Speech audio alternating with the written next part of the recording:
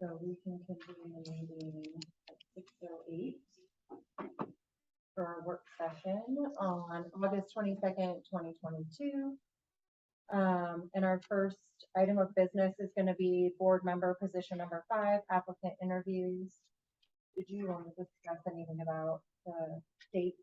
Yeah, I shared with the two board members ahead of the meeting that one of the applicants, Jean McCloskey, got an application that had the wrong date on it in the 12-hour period between when I put the application on the website and when I realized the date was wrong.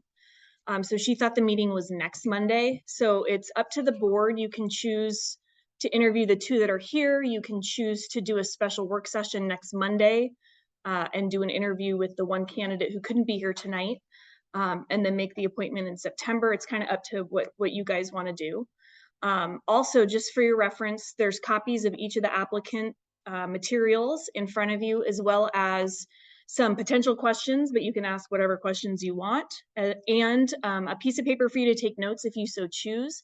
Any notes that you take are a public record, so I will need to collect those for the file if you choose to take notes. Alrighty.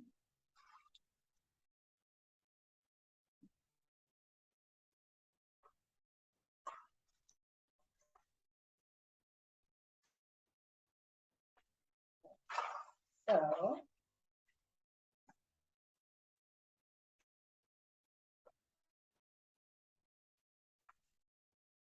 Does anyone have, do you want us to talk about the next potential doing the second meeting? Up to you, up to the board, Or not? however you want to approach it.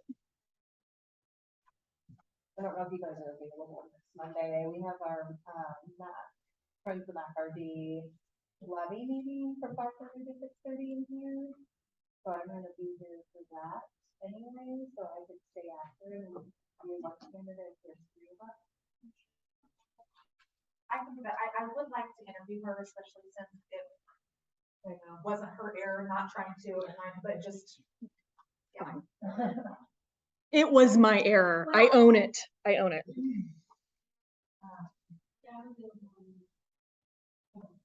And I think even if you can't be here, you can Zoom in for the interview.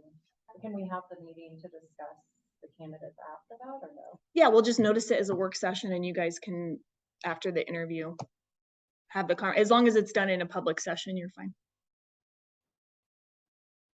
No, we can make a decision before the September. Come to a consensus, because we won't make decisions in a work session unless you want me to post it as a special meeting and you want to make your decision that night. Not to throw that. Because otherwise we would need to hold until the next official board meeting and then the new board We have to members do first. an official vote, Yeah, yeah. so that has to be in the regular, not a work session. So we could notice it as a special meeting and you could take a vote, or you could wait until the September meeting.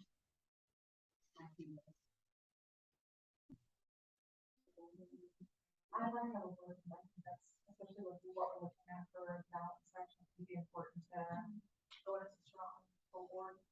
So we'll post a special meeting on Monday, August 29th at 6:30.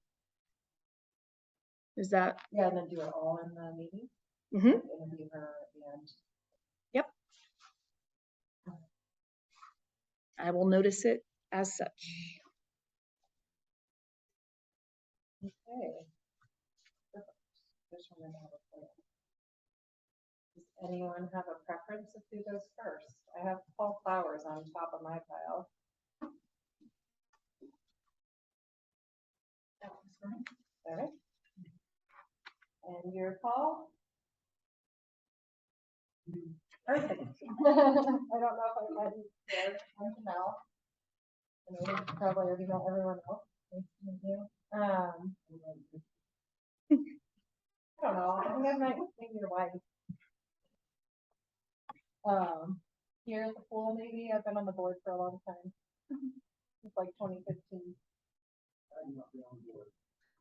Yeah. I know. But you're interested. Do you want to start with what interested you in applying for this position?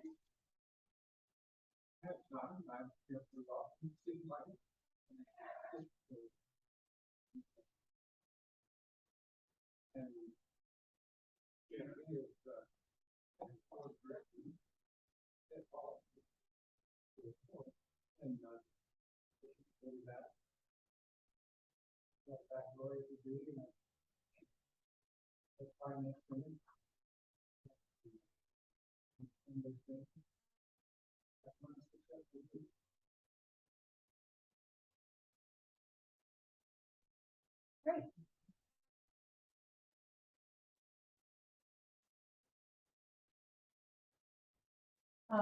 And then you're available and willing to serve on the board through, the date that was listed through June of 2025.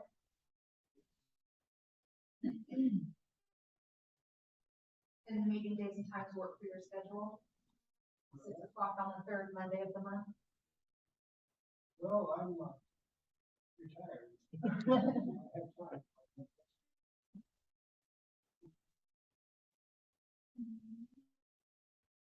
So I think that one thing that can be intimidating or less exciting for folks is participating in fundraising efforts.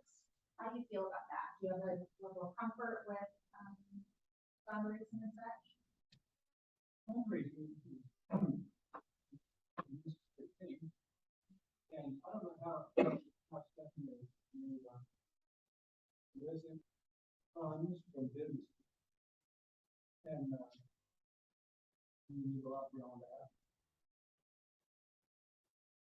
Well, there's the annual MAC Bash that the MAC Trust holds that will be coming in October, but I think that the facility and the organization is always open to new fresh ideas for fundraising efforts. There are grants that primarily for in town secure for us, but Is that trust growing?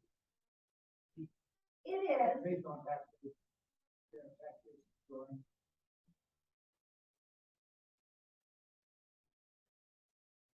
The trust itself hasn't been doing active fundraising in a couple of years, partly because of COVID. But they are active right now and planning the MAC Bash this year. There used to be a couple of other fundraising events that were held here to raise money for specific swimming, like swim team and water polo. And then we look for like donors to the pools. We have the wooden plaques out in the lobby where people could donate privately without necessarily fundraising. And then we also have space for banners from local businesses that they can purchase to like help with the facility and different programs. You know, or a goal or something, like you said, this was low swimming. Might take some good things to that. And then currently we're working, I mentioned that next Monday we're having a meeting for the Friends of the MacRD, which is a group that is working on the levy renewal for the election that's coming November. So it's our this will be our third levy renewal. The second one that I participated in, so it's a 5-year renewal that we're going out for. So we're going to be really getting our name out there as board members at different community meetings and different events like business after hours and coffee cuppers to try and just explain to the community why it's important to pass the levy renewal in November. That's another job as a board member that we kind of take on participating in that.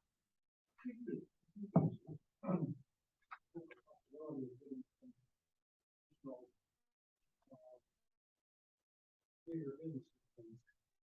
And I find it becoming creative. The pathways are going to be launched.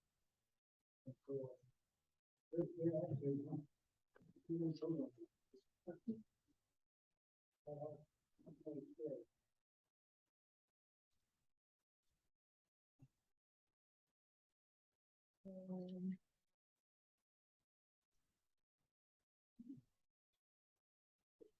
Is there anything else that you would want us to know as we consider you for being a board member?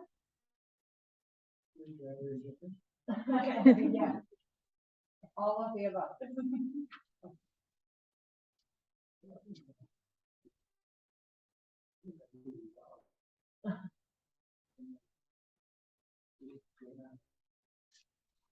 It sounds like your background with the Farm Bureau, would be a unique perspective and helpful as far as your business background and work with the Farm Bureau.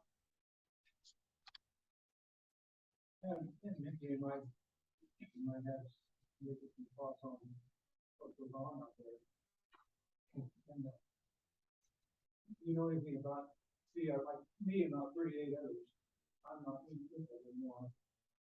We take a genetic modified gene up there.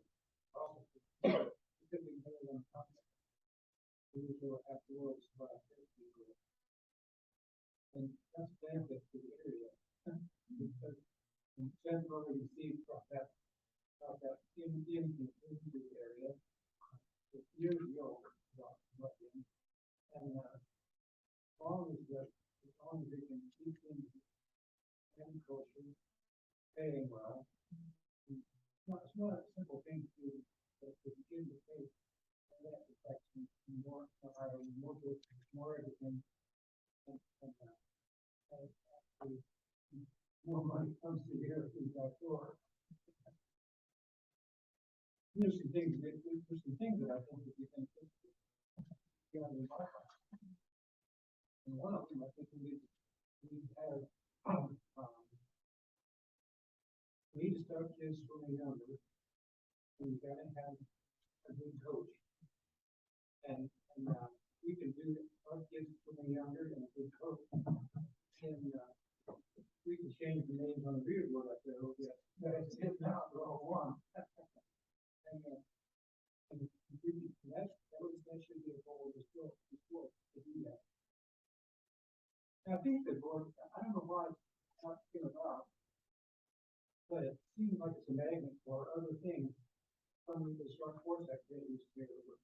So, we have a run in them from here. Or we used to have that.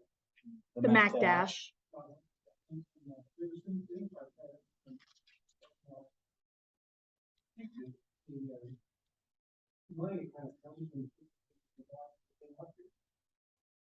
swimming pool by all right. It's a good thing for the town.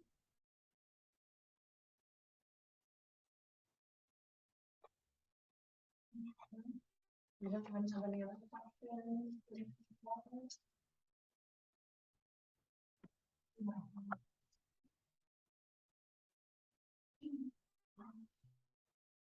No, just, next week, I'm sorry, I'm, running with.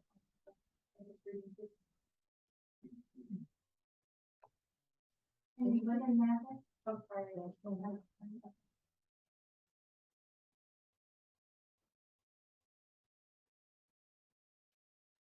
Do you know anyone that's on the board? Or do you heard of more experience? No, I think that's one of the reasons that I'm going. I'm putting on the board. I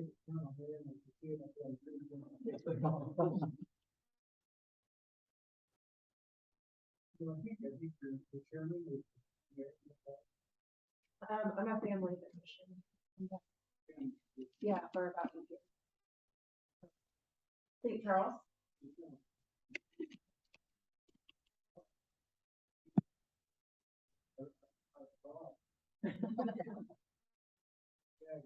Oh, yes, everyone loves it.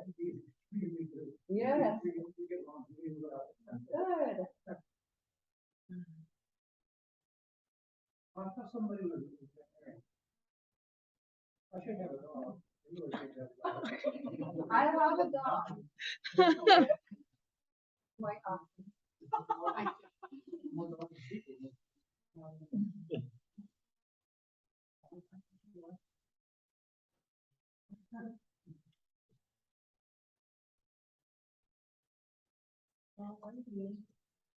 Well, thank you for your interest and for coming.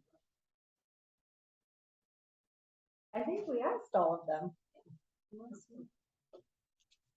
Did you have questions for us, or did you already ask them?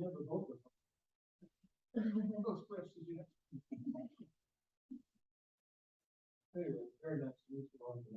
You too, thank you. We'll see you tomorrow morning. Yeah.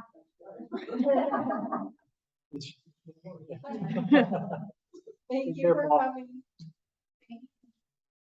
And then Theo is with us on Zoom. And I'm gonna stop sharing, so maybe, I don't know if I can figure it out.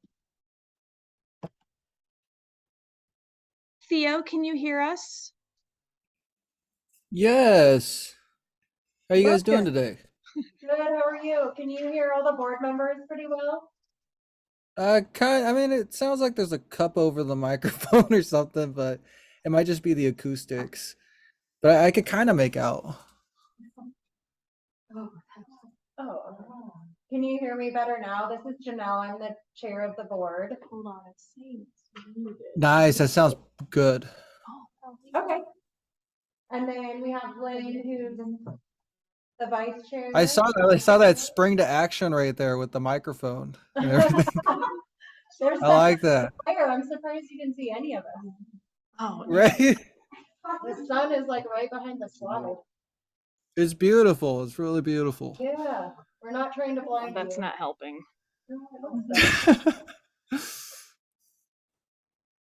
Um, well, as long as you can hear us well, that's the main thing, because we can hear you really well.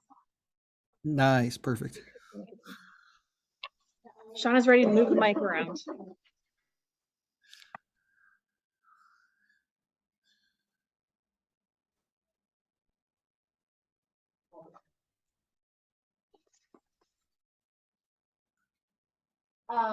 We were just gonna get started with a few questions, for you, Theo. And the first one Okay. was, what about the, MAC Rec District mission excites you? Quite a bit, honestly. I grew up around the Madras Aquatic Center and like participating down there and just kind of having thoughts and stuff about it. So when I saw that a board member position opened, I figured it'd be something new, maybe something I could assist in potentially.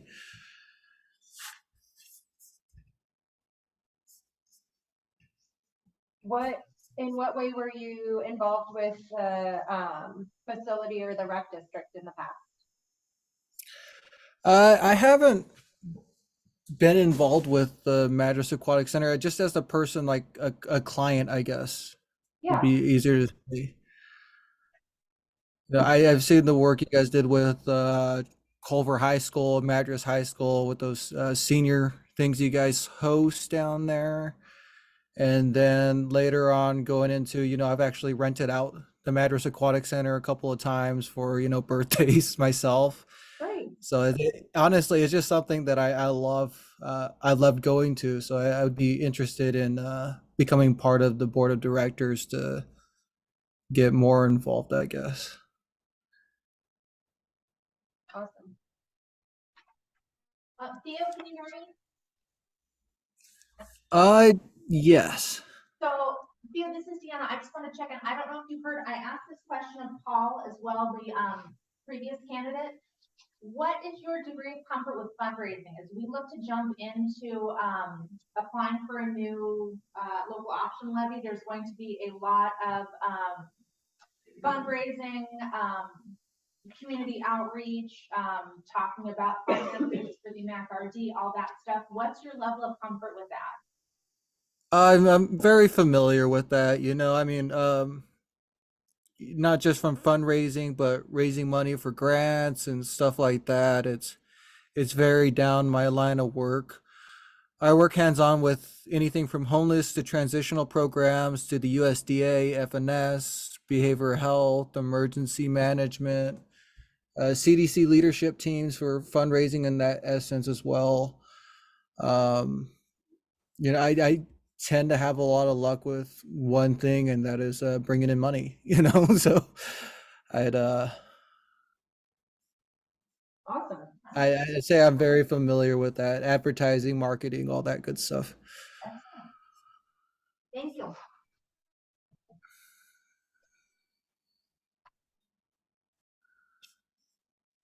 Another question that, we asked Mr. Clowers was, if you are willing and able to serve out the remainder of position 5, which goes through June of 2025, and we have monthly meetings that are anywhere from an hour and a half to 3 hours in length, usually, and occasionally extra meetings outside of the monthly meeting, depending on what's going on and what work we're doing. And then various community events that we try to divide up and get a couple of board members to attend. Is that something that would be doable for you to do that term and those type of hours with the meetings? Absolutely. I think it'd be exciting because I haven't really dove into the community of Madras yet. And so to actually get involved more would be very exciting to me. Because I have done a little bit in Redmond, a lot in Warm Springs, and so it'd be kind of nice to fill in that little gap right there. Right in the middle.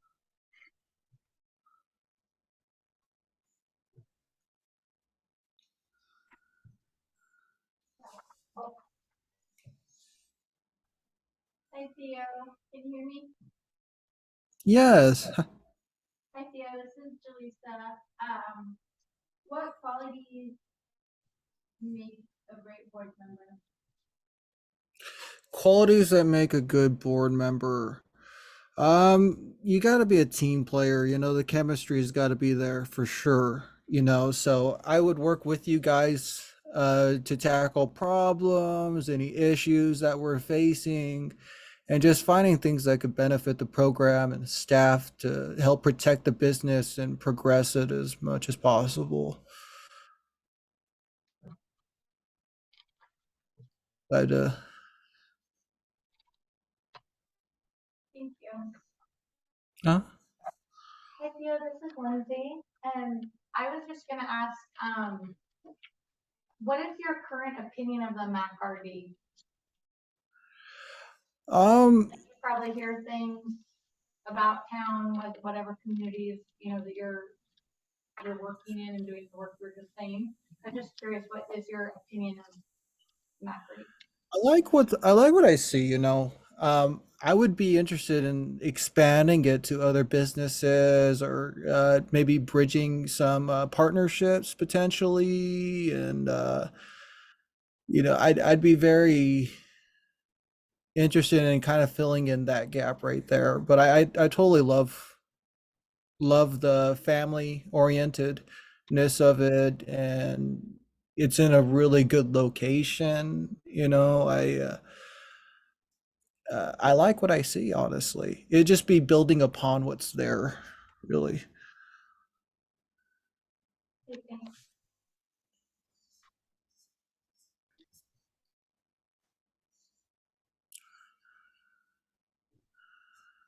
The organizations that you work with currently, you mentioned Warm Springs and maybe past work in Redmond. Uh-huh. Are any of those like public organizations that are overseen by a board or involved where you're working with the board on what you're doing at all? Oh, absolutely. Like emergency One management? instance would be Neighbor Impact um, from Redmond. They also have a board. CDC leadership is where like a bunch, basically the same thing as Neighbor Impact in a sense.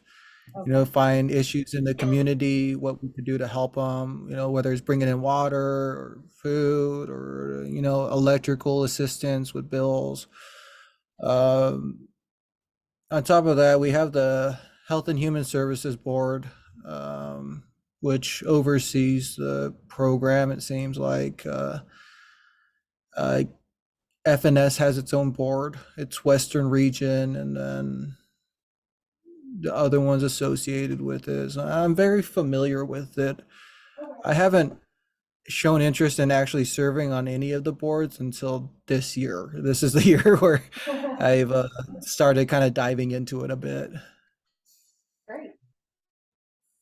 Do you have any questions for the board members? Not at the moment. I think if chosen for this seat, I'd have a ton of questions, like but for where I'm at for this point in time, I don't really have any.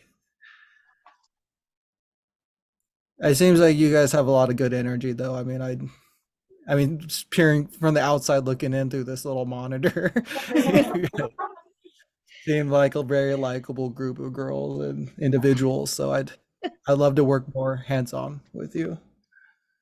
Yeah, we had our first all-female board for a little while there. It was really interesting, Yes. because I've been on the board since, I don't know if you heard me tell, Mr. Flowers, but I've been on the board since 2015. It's been a long- 2015. Yeah, it's a long Goodness. stretch. Could be like record setting. Absolutely. Some big records being set here. I like it. Do you have any questions about being on the board? Not really. I'm just excited. I think this is going to be fun and interesting, and I think it'd be great. But from now, I don't really have any questions. I agree, this is the most energetic and fun group that we've had on the board. And that's half the battle there. You get a team where you could kind of like the chemistry's right and everything like that, you move mountains for sure.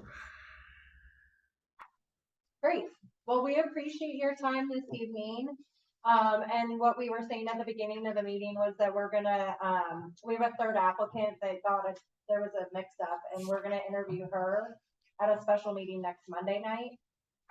And then make our decision during that special meeting. So, because there's 3 applicants total for the position. So we'll be getting in touch with you sometime after that meeting, if that's okay. Hey, that sounds great. And if you guys ever need anything, feel free to reach out for me, even outside of like the board. If I don't get on, I'd love to kind of assist in any way I can. Awesome. We definitely will take you up on that either way. Beautiful, beautiful. All right. You guys have a good day, all right? Yeah, you too. Thank Thank you. Bye, Theo, thanks. Uh-huh. All right. Thank you.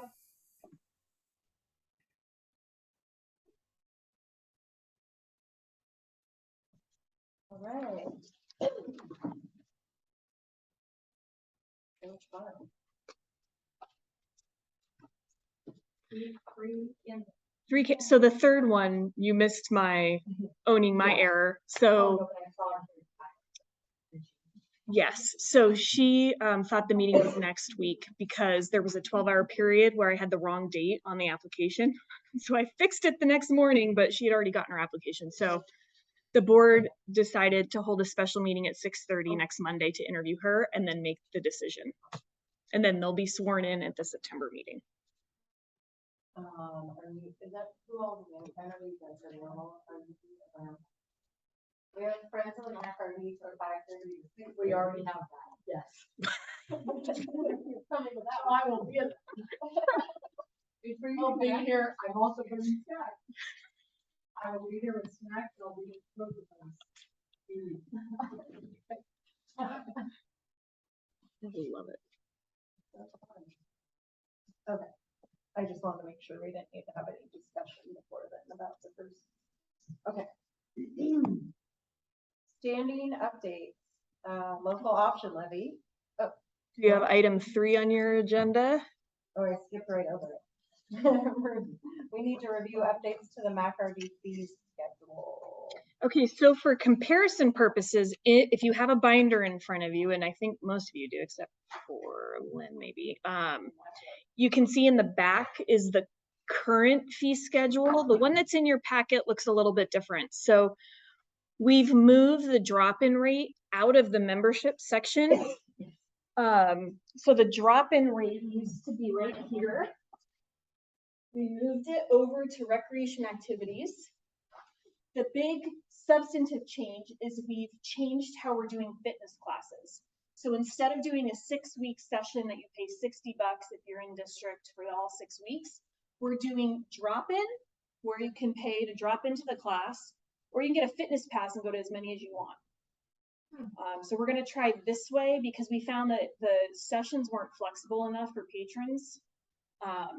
And so this is sort of our way of still offering all the classes, but then also people can buy the pass if they want to and go to as many as they want. So that's the major shift. The other big change is down under facility rentals. Currently, what we've been doing is renting the party corner for $80 if you're in district, and then you have to pay for all the drop-ins on top of it. And it's been very confusing and hard to manage for the front desk. So I told them, well, tell me what's going to work. And they came up with this solution with having a $260 rental fee, which covers up to 30 people. And what they did is they took an average of what it would cost if we did the $80 plus all the drop-ins, and that $260 is what it came out to. We looked around to see what the movie theater, what the bowling alley, and it's pretty on par with what the other places do locally. So those are the changes. Because the board adopts the fee schedule, we're asking you to acknowledge and adopt this fee schedule as part of the consent agenda on the business meeting. Any questions? The other thing we changed is we pulled off the specific prices for veteran and seniors, because the policy is 20% off, and the way the computer calculates it, sometimes it's like something dollars and something cents. And so people would say, well, that's not what your schedule says. So we just took it off, and the computer automatically calculates 20% off of everything for those folks. It's just easier. So do you think the way the drop-in rate at the top that's just for like swimming drop-in, right? It's open swim. It's also open gym. So we didn't want to say it's aquatics drop-in because it's also for open gym drop-in. Have we been doing open gym? No. Okay, I was like, we've been doing open We gym. did okay, I'm sorry. We did pickleball. I'm gonna look at our recreation director over here. So yes, we're planning to do open gym. This, for basketball and pickleball.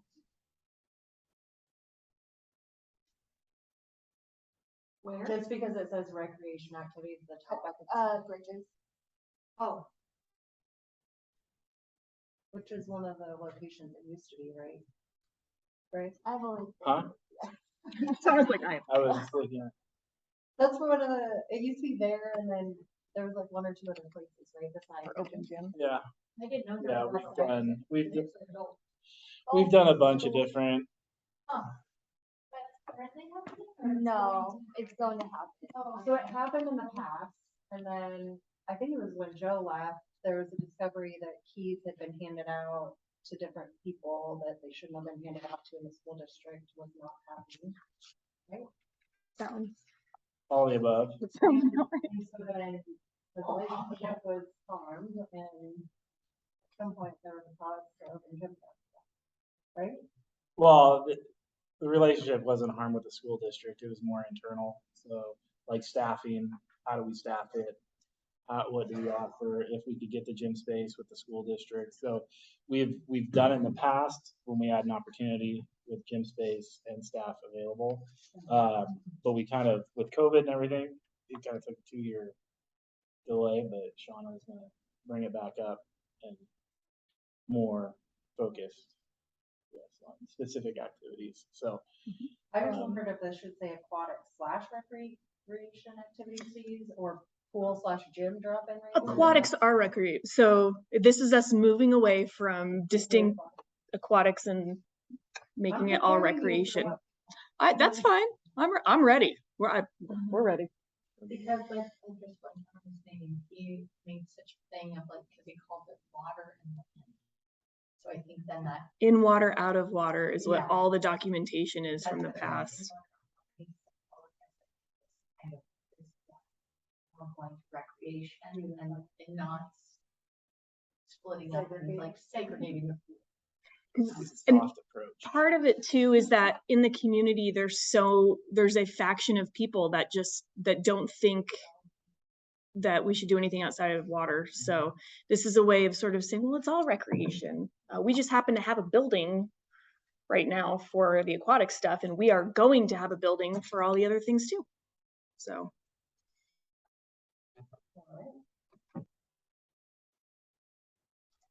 I think that's good to move that. There's only other thought that this would make. is like also, I think the punch cards, to me, that's kind of confusing because that's also, Those are memberships though. that's considered membership. Mhm. Okay, that's what I was gonna say, is I think this makes sense as a drop in. I'm just wondering, should the punch cards also be with it? I'm sure you've thought about all this. Yep, but because to of me, the, I think of that as, but I guess it expires. it expires and because of the way the system is set up, we can't limit punch cards from all the membership benefits because it's a membership inactive. It's built that way. So people who have punch cards get all the benefits. They get 10% off of any recreation activities they Oh, register really? for. They get all the things Oh, I that didn't members know get. Mhm.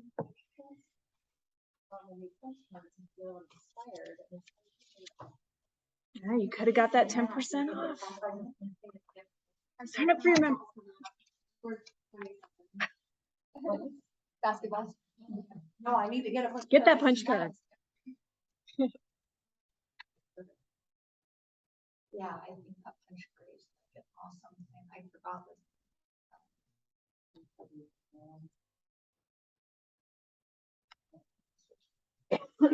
Okay, I think that looks nice. so, okay, that's for the next week. All right. Local opportunity. While you're doing that, I can report on a bit of a kerfuffle this week with our local option levy. That has resolved itself, but threw me into a bit of a tailspin for a minute. So we got an email from the county clerk saying you need to submit your ballot title, parentheses, form SCL 805. And I forwarded it to our attorney and said, didn't we already do this? Because I had already turned everything in on August 2nd. And he wrote back and he said, yeah. And then about an hour later, he called me and they're like, the attorney's on the phone. And so whenever they call me, it makes me nervous. And he said, Jeremy just figured out that what she wrote as the title is different from the form that she referenced. So you need to call the county and make sure that they noticed the 7-day period after the board adopts it and it gets submitted for people to challenge the title. Because that has to get noticed in the paper the following week after we submit it. So I went back through the papers and found August 10th, and it was noticed, but as something from Jefferson County with our title. So I called the clerk and she's on vacation. She called me back and she said, oh my gosh, I was trying to get it done right before vacation. I put the wrong thing in. Thankfully, we caught it on the 18th. And the deadline to get it in time was the 19th. So it's going to get republished on Wednesday. But it was a nail biter for a second. And I was like, we all make mistakes. It's okay. But I'm so glad we caught it, soon enough that we're going to be okay. I know, right? It's okay. It's okay. So it's going to get noticed in the paper next Wednesday, and we will still make the 61-day time period for it to be on the ballot. And they wrote something to put in the voter as well. That form is due September 19th or something like that. And yes, they're planning to, that's the SEL 805 form, as opposed to the SEL 803. Now I'm going to always remember these form numbers. Okay. So our next levy for the MACRD meeting is next Monday from 5:30 to 6:30. We have a solid group that's been attending, and then recently I think Kim Schmidt. That's what they're looking. Mm-hmm. So Matt Gardner has been reaching out to a lot of people with George as well. And then brainstorming and banning names of other people. And Marcus Thompson has also volunteered, who's in road work for St.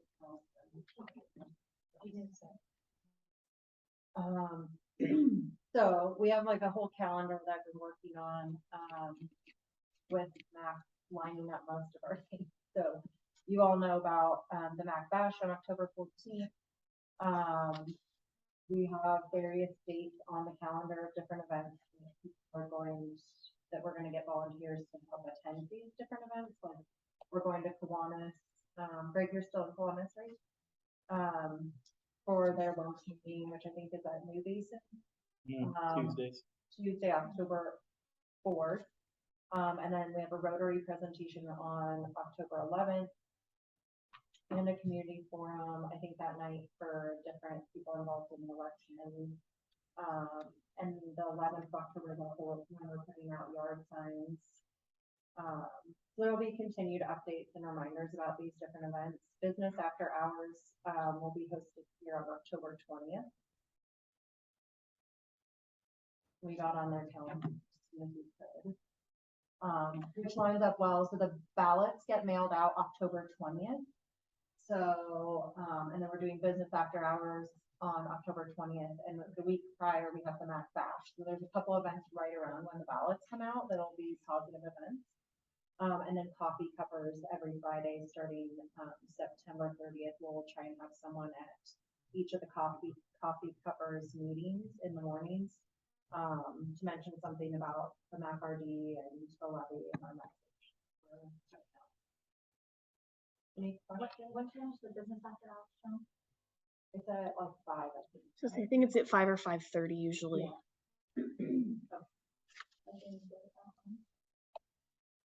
And if everyone plans to go to business after hours, just let me know, because I can notice it as a potential gathering of board members to not make decisions, but to be here. What day was the Mac Dash? You said October. Mac Bash, October 4th. And what is We that? don't know more about that. We don't have the time yet. But what is that about? That's the annual, fundraiser gathering. In the past, like people bake things, or donate things to auction, and people hang out in here, and then there's appetizer, and then we've had like a ball religious here, and wine in here, people dress up, and then there's like, then Has this cocktails. been going on for a long time? Yeah, I'm surprised, I'm sure you were on there. Prior to COVID. I would say prior to COVID, I Yeah. think. It was an It's annual. been a couple years. I'm not going to be here, but I also feel like it's on time, so like this, There's like a list. God, but invited. I don't know. Not on it. I don't know the max, like, who plans it? Okay. That would make sense. I didn't know if we need to do anything for planning, was also wondering if I need to be in charge of any snacks. Or any things to plan in advance for. You're So right you to don't- come spend money, and and you all don't- board members are supposed to be here for that one. Okay. If possible. Okay. So where does the, present auction, do we get those items? In the past, the Mac Trust has had like certain people that they go to that have made the desserts, so I don't know, I'm sure they like need people. I think I'm the only new person on that front, and I believe that it's all been secured for the most part. Janice Oh, really? Alexander is confident that she can secure all the desserts that are needed for the auction. I don't know if that'll change, and there will be, hey, anybody who bakes now. But as of right now, the need is, or the ask hasn't gone out, but the need may be there to get those. And that's just baked items, or is that like? I guess historically it's been dessert stuff, like we're going to be catering like appetizers, to snack on, but desserts will be there for sale as a fundraiser. Forget your own. There's like always certain items that people like know of too, like, oh, this is so-and-so's cheesecake, you don't have to put on that. It's really interesting. Oh, it's I don't weird know how people do this. I find this a very interesting tradition around here. I find it very weird. We No, like- like, No, I mean, this happens to happen in events, I mean, we like never go to events here, but we go also to the Culver auction for the Culver school. There is a weird following of certain people's foods. Yeah. And I was Mhm. like, that like raise more than other things, Yeah. it's really funny, and I get it. Yeah, I'm guessing it's the same kind of vibe. Small town vibe. Jimmy is not going. We spent all our money on the Culver booster night, because I had a couple too many whiskeys, and then I feel like we did on one of them. Not any food, but yeah. It's like. Okay, all right. We'll strike that off the record. Oh, yeah. Thank you. Which part?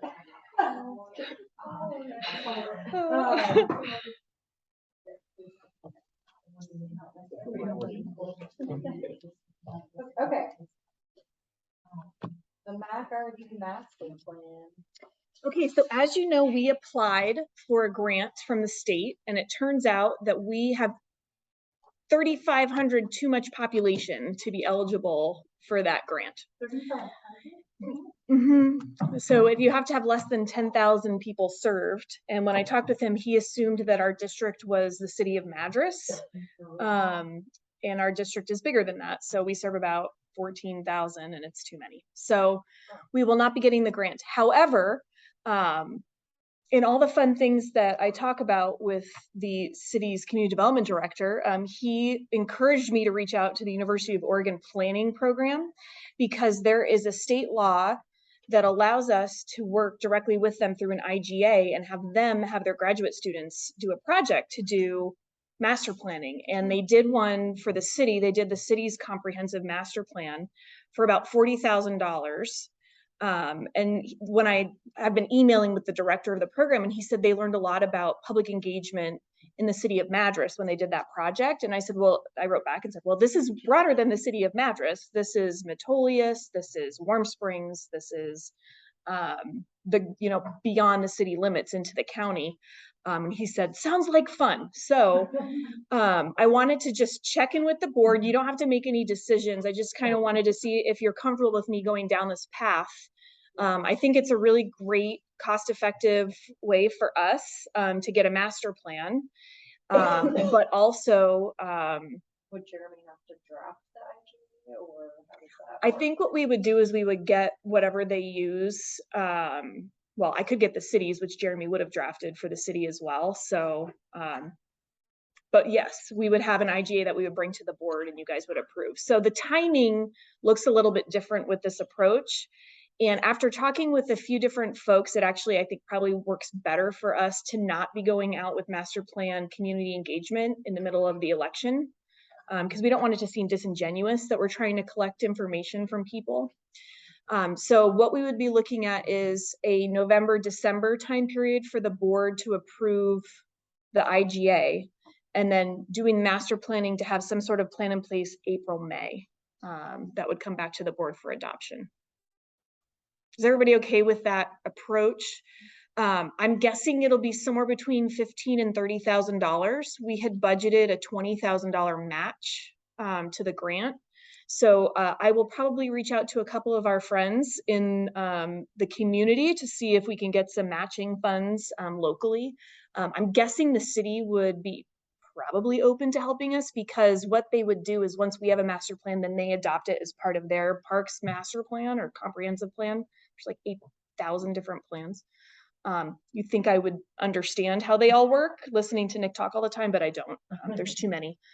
But somehow they adopt our plan into their plan as part of the city. And I think the county does the same thing. So there is some benefit government to government with the city and county to having that. So I'm confident that we can find match funds for whatever we need to make the project work. And that's separate, totally separate from our strategic plan. Yes, so what would happen is we would adopt the master plan, and then we would probably do a refresh on our strategic plan. And then hopefully we would go out for a bond renewal. In staff's mind anyway, that's what we're hoping to do, depending on what the outcome of the public engagement is. And what the board obviously wants to do. So if everybody's okay with that approach on the master plan, then we'll continue to move forward. So. Capital improvements. Hand it over to Greg for this presentation.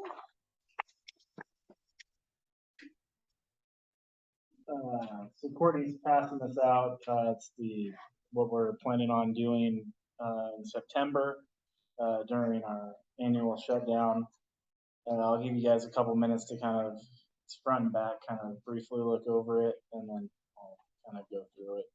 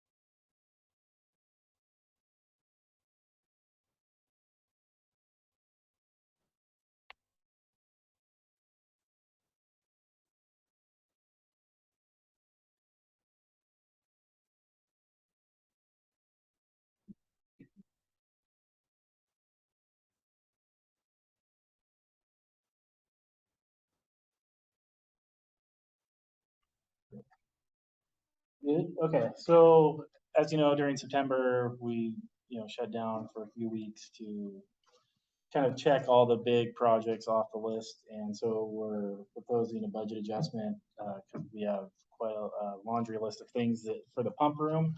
And, so you may be aware of during, the year, we've had to shut down a couple times, due to problems in the back.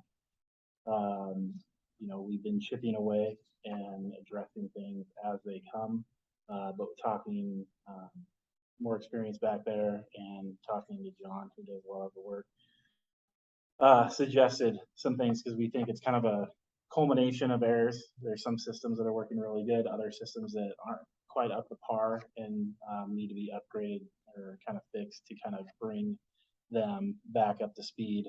In the past, we haven't spent a lot of money on the pump room, and so this is kind of, prioritizing that this year to kind of bring everything up. Much like a house, kind of everything kind of starts to go, bad after a certain amount, and a lot of those systems run 24/7, so 365. So, what we're looking to do is upgrade the level water control devices. So in the surge tank, it's where the water is stored, much like the top of your toilet, right? The water sits in there, and then when you flush, it replaces that. Out here, when water gets on the deck, it fills the pool. The sensors on there, aren't working properly, which can cause air to get in the system and cause other problems. So, fixing that and getting those up to online, so it also works more efficiently. So we're not kind of, I guess, fighting ourselves all the time with certain things. Upgraded the flow meter for, the lap leisure and spa. Installing a water level control device for the hot tub. So originally, it did have this. At some point prior to my arrival, they capped it and got away with it. What's happening is our staff has to put a hose in every single night and bring the water up. When the water drops below the skimmer level, that water just gets warmer and warmer, and in back, it gets, the temperature can rise if other things aren't happening correctly. And it's really hard on our pumps and our seals because they're rubber and plastic. There's actually a pipe back there that sags because of the heat. So doing that, which will help save the pump, because you run out of water, then there's not water, and it's bad on the pump. So that's proactively, so we don't have to deal with that anymore, hopefully. And then also replacing that plumbing that's sagging for the bypass loop for the heat exchanger, which causes the flux in temperature control. The upgrade to the pool toys, those have the electrical panel was kind of tripping out, and we temporarily fixed that. The pump that we have on there isn't made anymore, and so they've moved to what's called a variable speed pump. Right now, so like our lazy river, when you turn it on, it goes from 0 to 100 like that. That's hard on, because you're dealing with pressure and everything. So instead of replacing with an old pump, we're going to replace it with a variable speed drive, which is what we want to do. We currently have one on the lap pool, or the slide, and then also the leisure pool, the filter pump. So we're trying to move in that direction. So this was a good time to switch that over, get a new pump, which also includes some electrical work, because we'll have to upgrade the panel. But that will take care of the electrical issues, and then we can go down the road of fixing the pump computer, or the actuators with the computer, which I'm working with Vortex and NOR systems to rectify this, but this was like the first step. And the annual maintenance on the UV system is also what we're going to do. So the goal is with the climate, chemical controllers, we did that. We got the HUD system, is kind of bringing everything up to speed and be able to run more efficiently. And hopefully we don't have to, barring something crazy, but it should be a lot more manageable.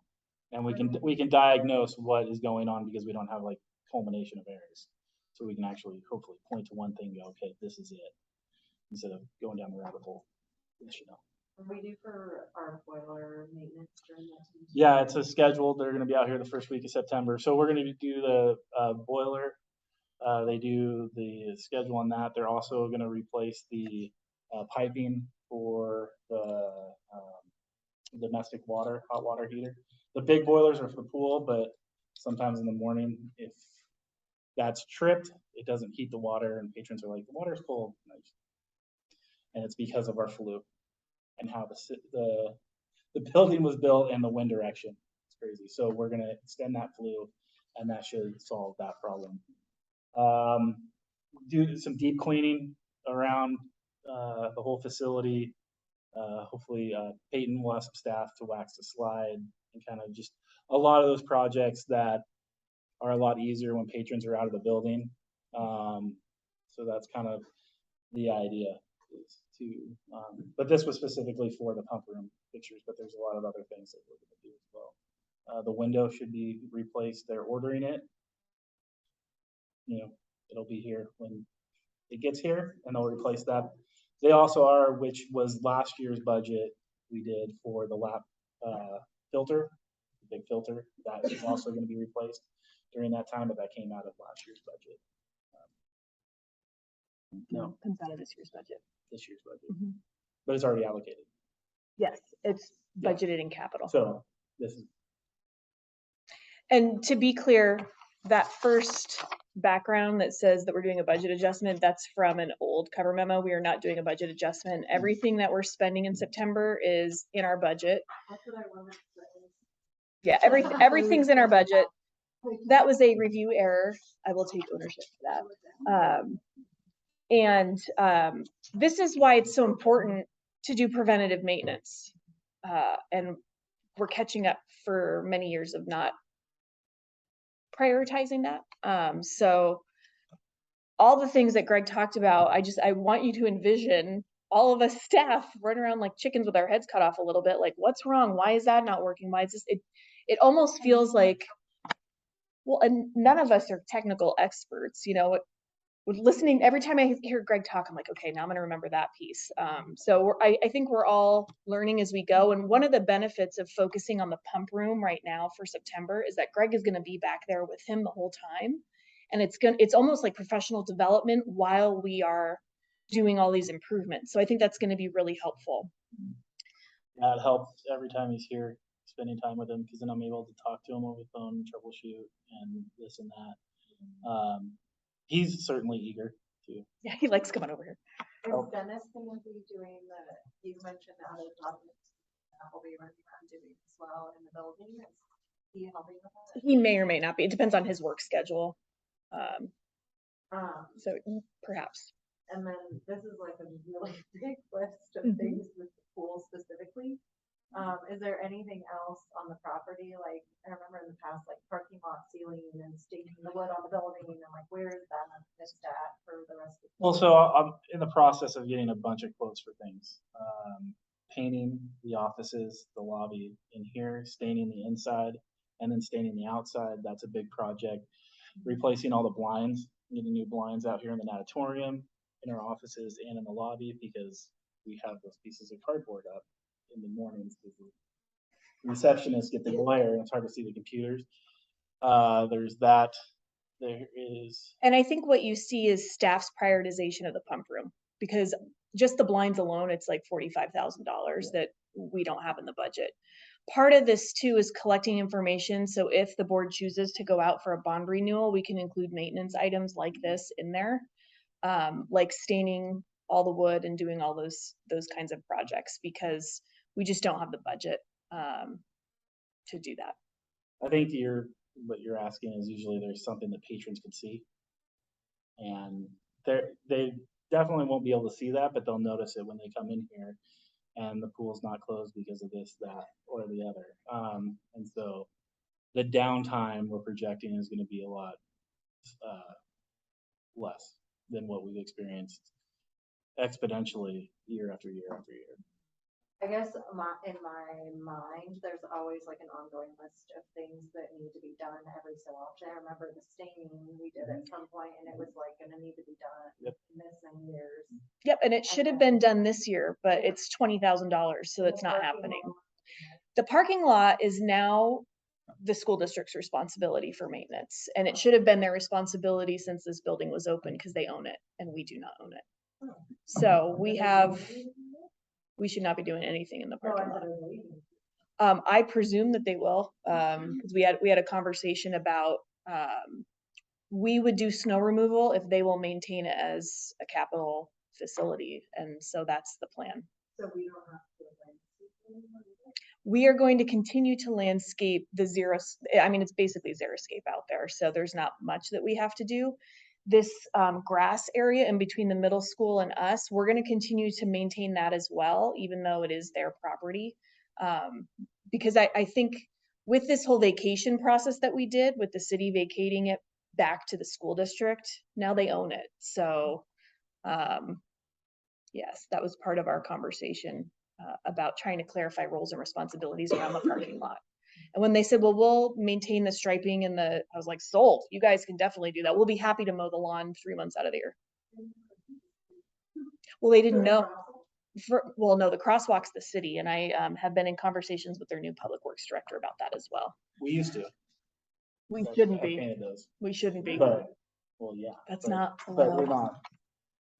We're going, We're going to a Kids different. go across from after school. it's both, yeah, it's both down by the mailbox and this one right out in front. The city should be maintaining that because it's in the right of way. We shouldn't be.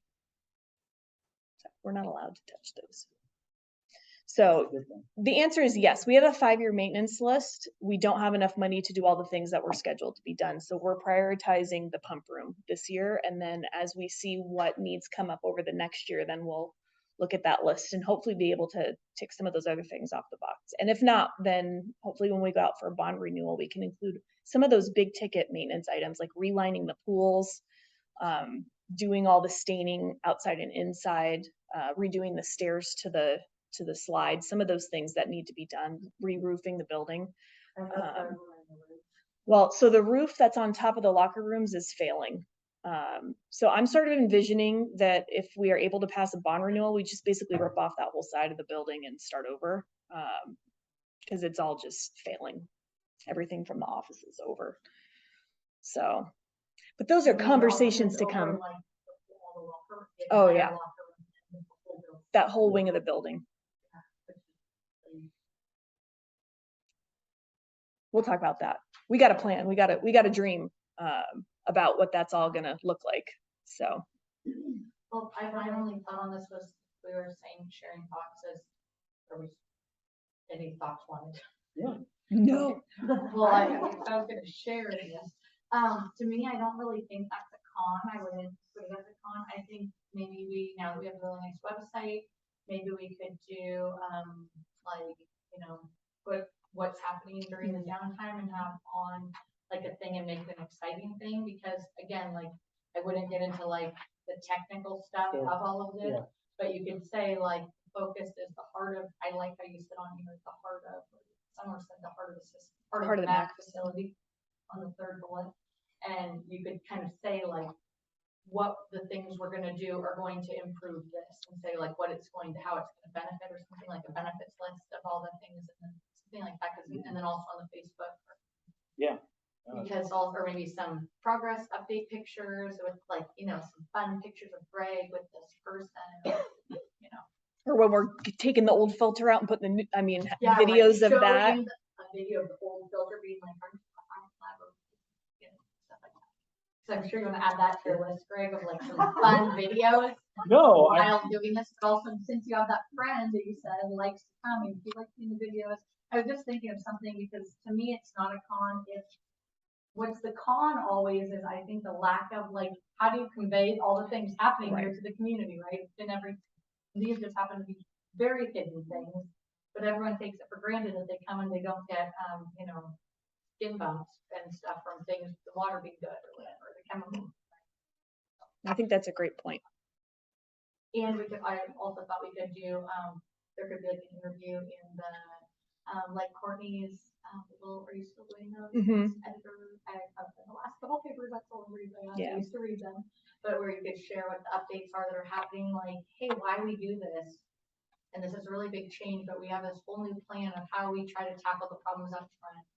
And I would be also really honest and say there are so many things that also aren't in our budget to fix, that we would, as a team, love to fix, because everyone would like to fix, and who doesn't want to do all those things you just said? But there just isn't money for it. Finally. that was great. So that's not a Before and after.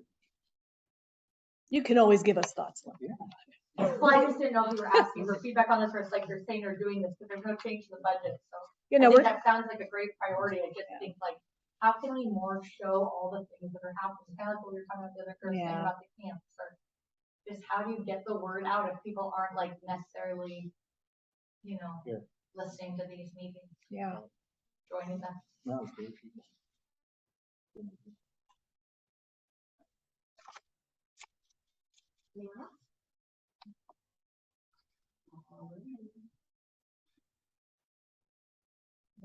We're good.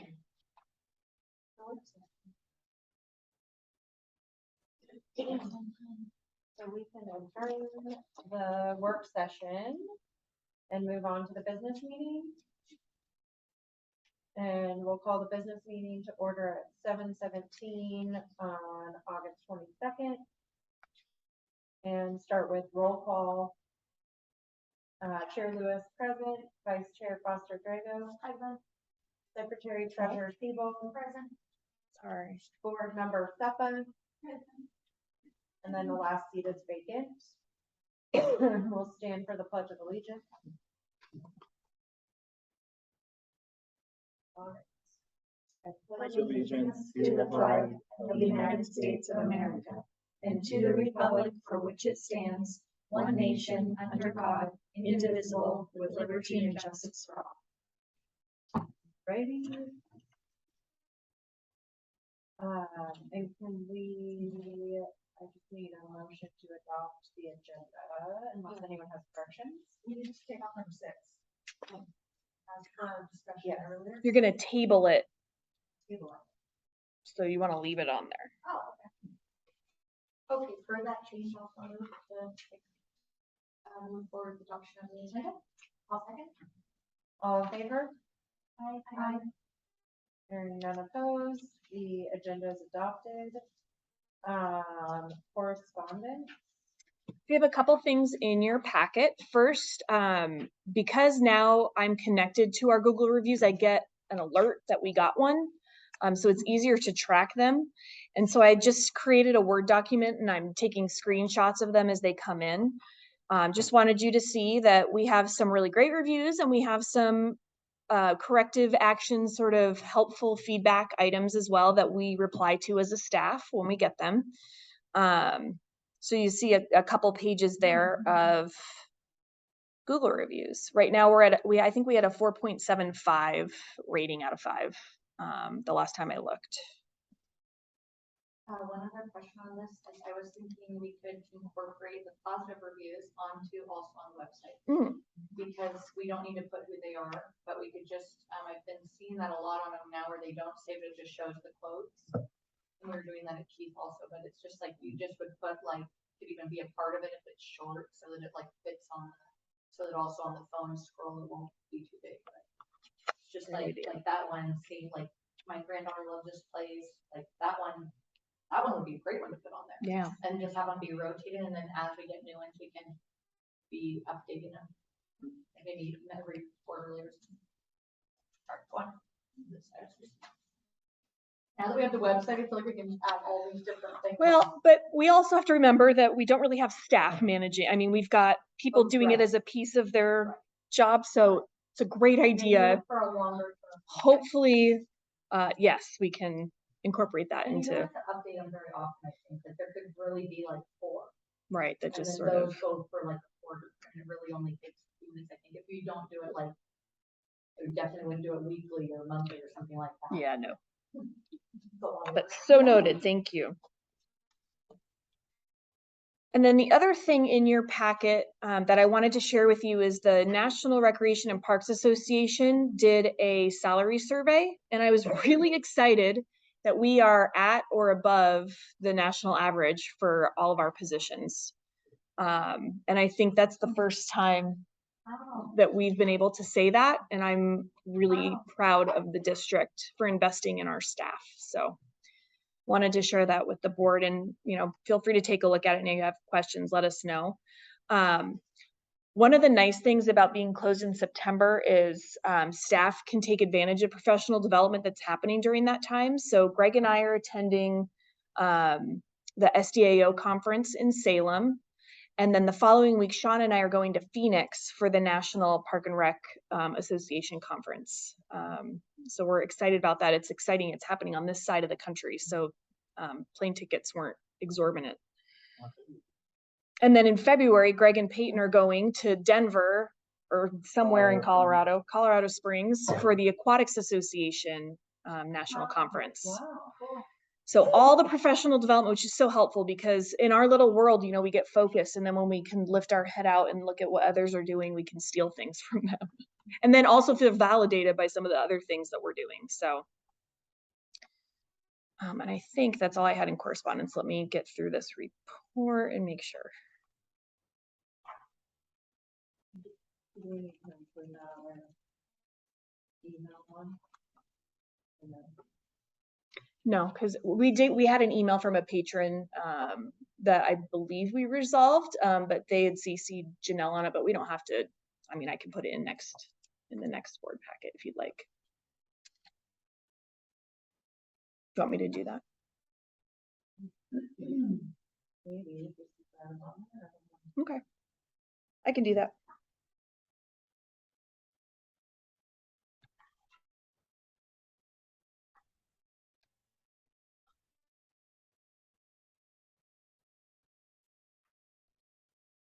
And that's all I had for correspondence. Okay. And we have, I don't see any visitors, no one's in the waiting room. So we can table item number 6. You want a I motion need and a vote? motion to table item number 6 to the next meeting. And you want to table it to the special meeting on August 29th. I move to table, agenda item number 6 to our special meeting on August 29th. Second. All in favor? Aye.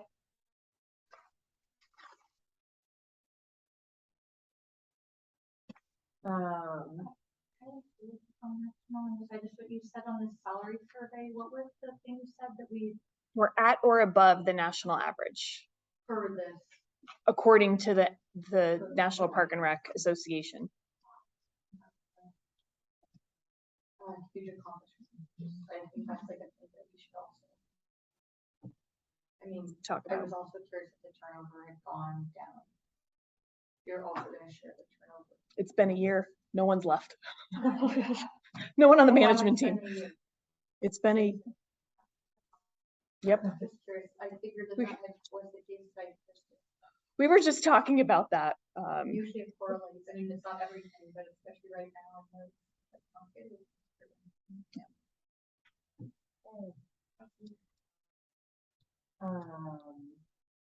So financial reports? All right, in your board packet, you have our first balance sheet that can compare to last year, 100% compares to last year's financials because everything is in QuickBooks for over 2 years. So a couple things I want to point out for you. First, we have about $373,829 in our general fund cash accounts as of the end of July. You can see that we had a huge accounts receivable as of July 31st. That first week of August, we got $16,000 in payments. So that accounts receivable has been diminished because of that. And then just to note that we still have $12,000 in grant receivables for the last 10% of our Oregon Association of Education Service District summer grant. So that $12,000 is still sitting there as an asset that's going to come in sometime this fiscal year. And then for accounts payable, it's higher than normal. We had a $7,000 attorney's fee bill, which was almost the whole budget for the year. So we may see that line item be higher than anticipated.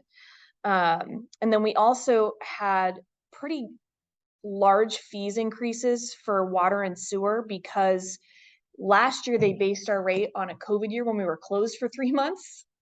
And this year we're now open and using all the water. So our water bill tripled, as did our sewer bill. So that wasn't budgeted and we're going to see that in our budget, just as a heads up for you. Our bank credit card looks higher than normal, and I did make 2 payments in the month of August so that we could keep buying things for that grant. We had 3 months to spend $120,000, so we were using the credit card for all it was worth to get those supplies purchased. And so at the end of the day, right now our total equity is at $288,000. Which is a lot less than what you're seeing as the comparison for last year. That's because we haven't put in the beginning fund balance yet. We will put that in once we get the audit completed. So that's the balance sheet. If you look at the month-end profit and loss statement, I've highlighted a few things for you. It looks a little weird because we're only 1 month in. So you're seeing on the columns, you're seeing July and July's budget and percent of budget, and then you're just seeing July because we're only 1 month in. But as we go, you'll see the cumulative year to date for each of the months that you're looking at in that second set of columns. But the things that I'm highlighting are youth flag football is going gangbusters. We have between youth flag football and soccer, we have 240 kiddos participating, which is more than last year, and we see it in the revenues that we're bringing in more than we budgeted. We got the employment department refunded us $1,400, which makes it look like, wow, what was all that miscellaneous money that came in? So that's that line item that is highlighted. And so total income was at about 76% of budget. Part of why it's what I would say lower than what we budgeted is that we've got a grant that's paying for a lot of the slots through scholarships. So those revenues aren't hitting our profit and loss statement because they're scholarships that hit a different part of the budget. So as I look at it, that's why I think that we're only at 76% of income for the month because of those scholarship funds. And then when you look at expenses, going down, personnel is at about 93% of budget for the month of July. So that's good. That means we were pretty close to what we expected. You can see that we spent a little bit more than anticipated in professional development. Basically, with the monthly budget for professional development, I just split it up. I divided it by 12 and split it over all the months. So when you look at it, you might say, oh my gosh, 500% over budget. Well, that's because it's spread out over the year. When you look at the total budget for the year, we're still well under that total budget. And same thing is true in admin for professional development, because like I said, Shauna and I are going to that conference. You'll notice that the dinosaur refrigerator is no longer in this room. We got a new refrigerator. Shauna, as the former Lowe's employee, got us a $600, picked one out. It looks, and it's great. Everybody's very happy with it. It's out in the hallway so that staff don't come in here when people are using this room. So it's just been a lot better.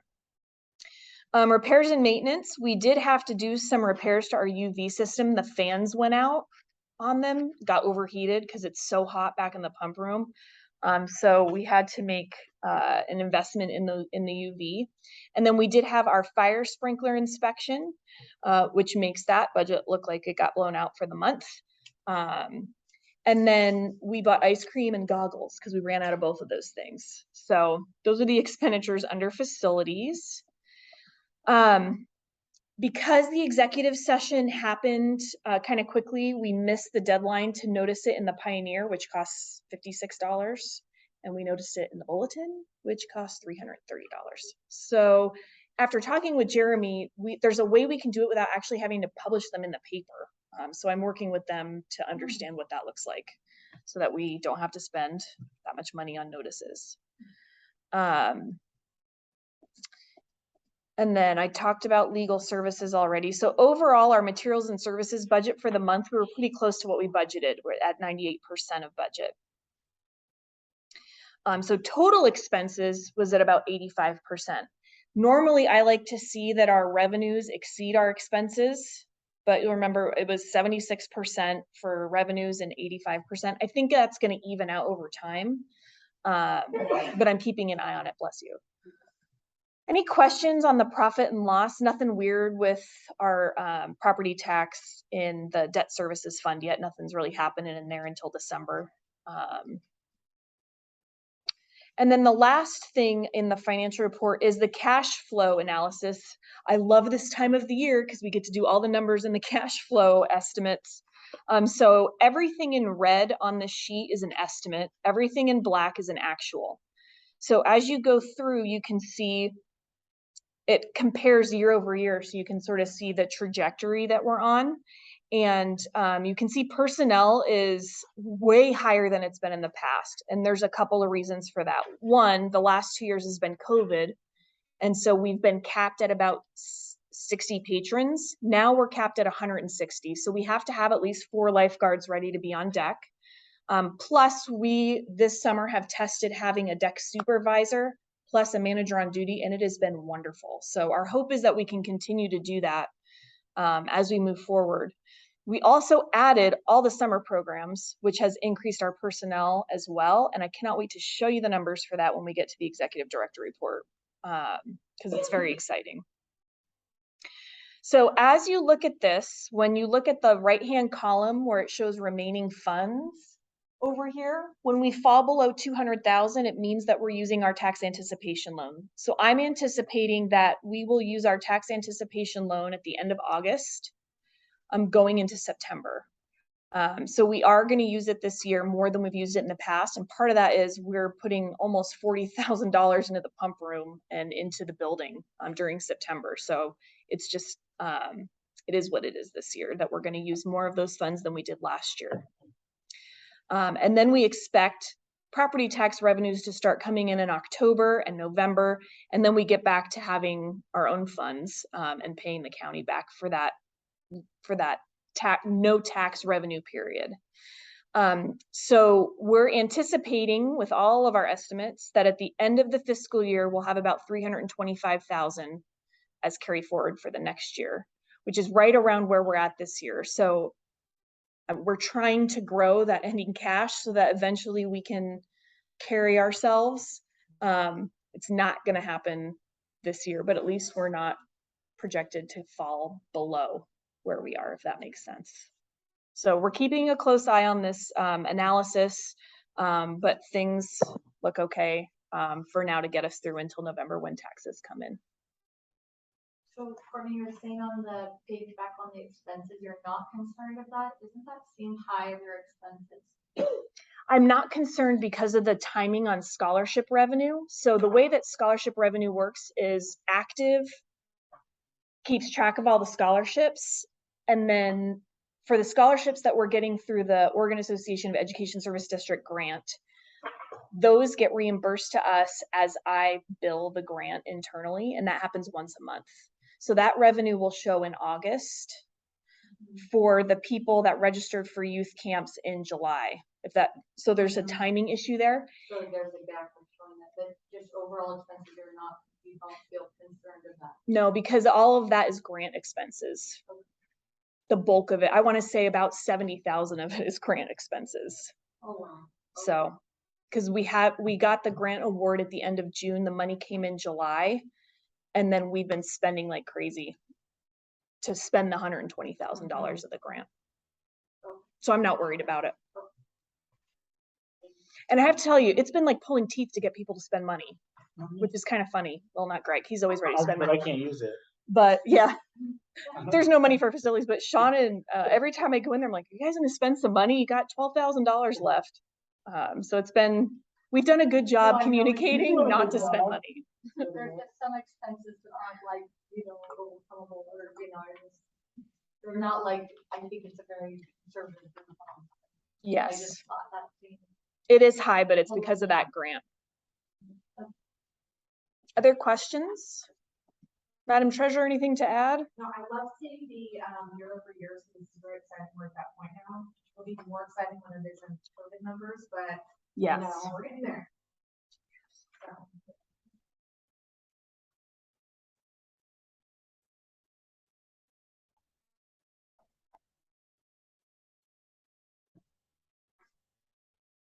Courtney, do you have anything that's like further projected out? Just curious, I mean, on the, what you expect the carryover to be, like, is it? I mean, So, obviously it's not super realistic or not. right. I'm just curious of like, when do you think that starts to shift on the current pattern? Honestly, Higher. I think it's after we pass a bond renewal and we can take care of all the maintenance issues with those funds, and that takes Frees up. away operating money that we're investing into the building. Yeah, not really until. something like that happens. Yeah. Big figure, which would be not for A couple years. a few, 2 to 3 years. I'm working on that, but I will tell you, I have spreadsheets that go out 5 years with the levy renewal failing and passing and what it looks like. And obviously we're in a better position if the levy passes than if it fails, but we can still operate and function if it does fail. It'll just look a lot different. Yeah.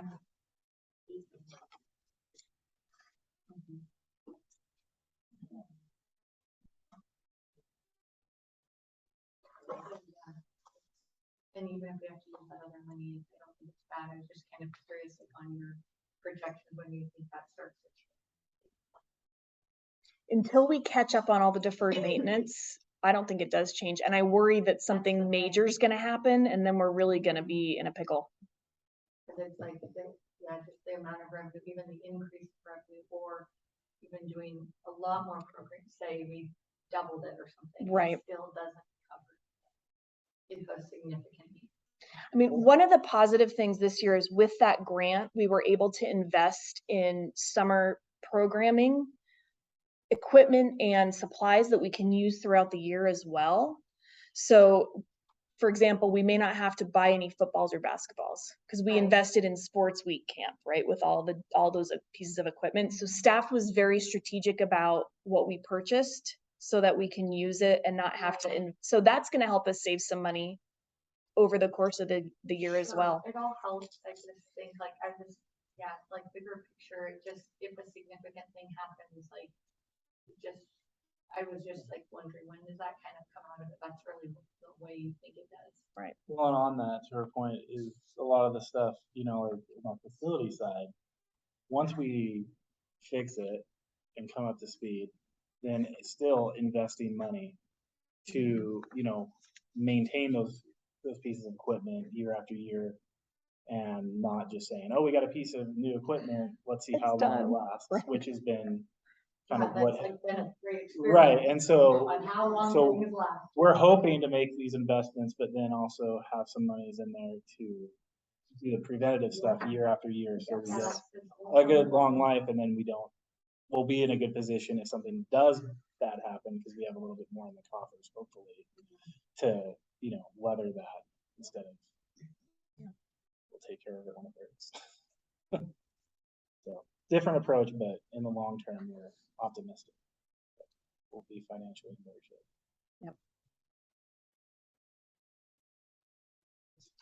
All right.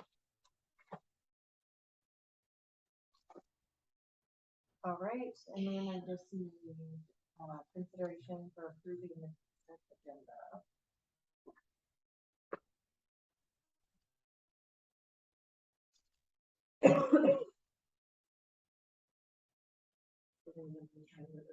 I move to approve the consent agenda as presented. I'll second. And Teresa, we're approving the consent agenda, so all the minutes. All in favor? Aye. Anyone opposed? Hearing none, the consent agenda is approved. All right. And then we're gonna review and implement weather policy.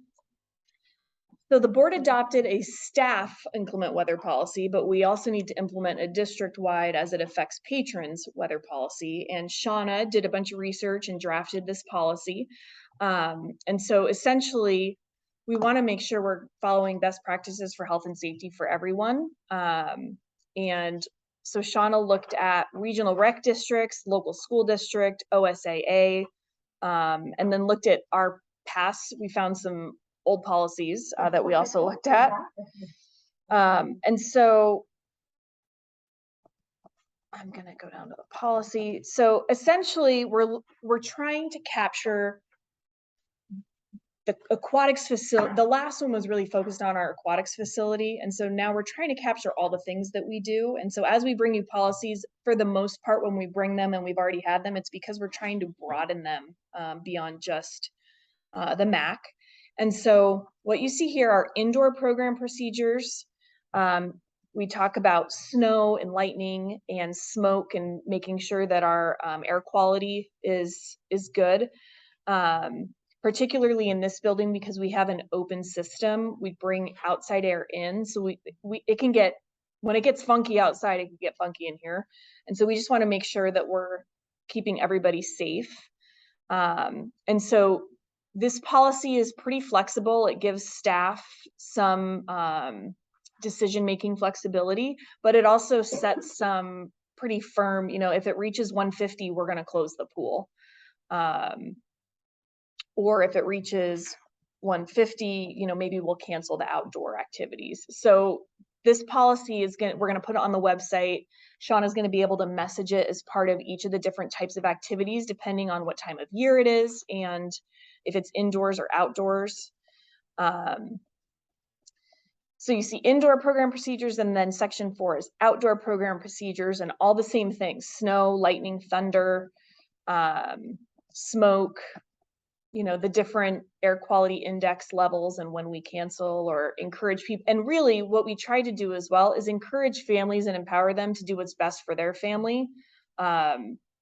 And so when it reaches 80, it's sort of like, okay, guys, it's 80. If you have allergies or if you have any of these issues, you might want to stay home, but it's your choice. But once it gets to a certain level, the state has regulations around when we can operate and not operate. And so that's reflected in this policy as well. And so the manager on duty is responsible for monitoring the weather during their shift. We did buy a couple of AQI readers for in the building. There's one in reception and there's one in the natatorium. There's an app for it. And so I'll be like, it's getting high there, or it looks good there. It also tracks 10 other things, the heat index, pollutants, like all these different things. So we can keep an eye on the health of the indoors. And then at the end, we sort of reference the websites that we're looking at for guidance on some of these things. And then we're going to use aqicn.org for the air quality index. They update it every couple hours, I believe. And that's the one that everybody's kind of looking at for air quality. Any questions about the policy?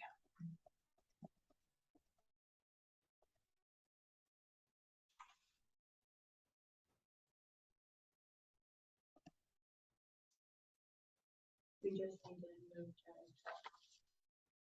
Probably really fun to work on that one. I have a lot of it like randomly, and then I was like, I just need it all somewhere. In one place. I'll make a motion to accept the inclement weather policy as shared. All second. All in favor? Aye. And hearing no one opposed, the policy is approved as presented.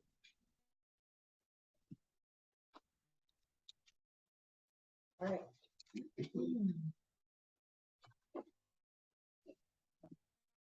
We can go down to the executive director report. Yeah, so a few things to share. One is Amanda Bailey, our head lifeguard, successfully completed her personal training certificate.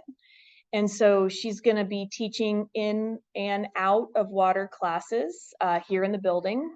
And we're able to go into evenings and Saturdays as a result. So we're going to see how much interest there is in doing those activities. The other staff announcement I wanted to make that's not in the report is that we have promoted Shauna to Recreation Director. And so we are going to be transitioning all of the recreation staff. So our aquatics manager, all of our coordinators will all be under Shauna's supervision. And I am very excited about it because as we look to the future, I really need to pull myself out of the day-to-day stuff and start looking at bigger things. And so I'm really excited to have Shauna in that role. So those are a couple of staff things that are going well. Also, I have to tell you, on Saturday, I got here at 5 and I was doing all the work and I thought, man, things are awesome. Greg fixed the lights over he found a breaker that we didn't know existed. These lights haven't worked for 2 years. So there's all these like great things that are happening. And we sort of go, oh yeah. And then I was sitting there just thinking, we have such an awesome team. And I'm just so proud of all the work that's happening. And I think it's easy. We have a team of folks who really focus on getting it right. And when we have a bad interaction with a patron or someone's frustrated with, we focus on that. And I'm like, guys, let's step back and look at all the awesome things that are happening. So just got super cheesy and kind of sent the love out to the staff because I think they're doing such a great job. Special event dates, I've got the Mac Bash in there and I'll add all the other dates if you want me to add that into the report too, so that we just have a place you can go to look if you forget a date or something. We talked about our closure projects, that we need to do some TLC on our mechanics in the back. This is the part of the report I was excited to share. Yes. Could you actually say when the dates are? Is it determined what are the dates it's closing? Yeah, so we're going to be closed September 6th through the 26th. Okay. It was, okay. Yep, and it'll be on our school year guide that's going to go out hopefully in the next couple weeks. It'll say that on there, and then it's also, we've got it on the scoreboard and we've got it on the website too that we're going to be closed. I'm really excited to share with you our enrollment for summer programs. As the summer progressed, we got more and more kids enrolled in camps, and our last camp is this upcoming week and it's full. It's actually over enrolled by half of a half day person. So that's really exciting. Mad Scientist camp this week. I think there's at least 3 kiddos of people in this room who will be. He wanted to do that one, but we were. Oh, you're gonna be So gone. yeah, that was one of his top picks. Yes. So it should be really fun. And then golf camp was gangbusters. We had 4 for our Showtime Theater camp. We didn't really promote it all that much. So, and it was kind of last minute thing, but I think it went really well. They were like, no. Swim lessons have been going like crazy. We got quite a few swim lessons, both group lessons and privates. And what I wanted to show you is that overall, we had 323 registrants over the summer. So that's 323 kids that last summer didn't do any of these things, which I think is kind of cool. And for the first time, we added demographic questions to the registration. And we use the state of Oregon has an equity and demographic collection policy. So we use that policy for how we frame the questions and how we're tracking the data. So we're consistent with the state. And this is what we got. So 48% didn't respond to the questions. They just skipped them. 29% were white, 9% preferred not to answer, 5% checked more than one, 7% were Latinx, and 2% were American Indian Alaska Native. So that was the participant identity as they self-identified through our registration system. We were encouraged to do this as part of our grant that we got this summer, but I also think it's helpful for us to have this data when we go out for other grants and talk with folks about who we're serving as part of our organization. 2% of kiddos had their parent or guardian identified that they have an IEP or a 504 plan. 39% did not, and then 11% preferred not to answer, and 48% didn't respond. And then in terms of the languages spoken, 42% identified English, 2% Spanish, 2% English and Spanish, and 7% preferred not to answer. One of the things that we're going to be really focusing on is making sure we're translating critical documents. So our scholarship application is now in Spanish and it's available on the website in Spanish. We're also going to be translating our guide so that that's available as well. Yes, it's exciting. Then for the guide, would it be you send front and back different languages, or if people respond, I need it in a different language? We'll have them available here and on the website.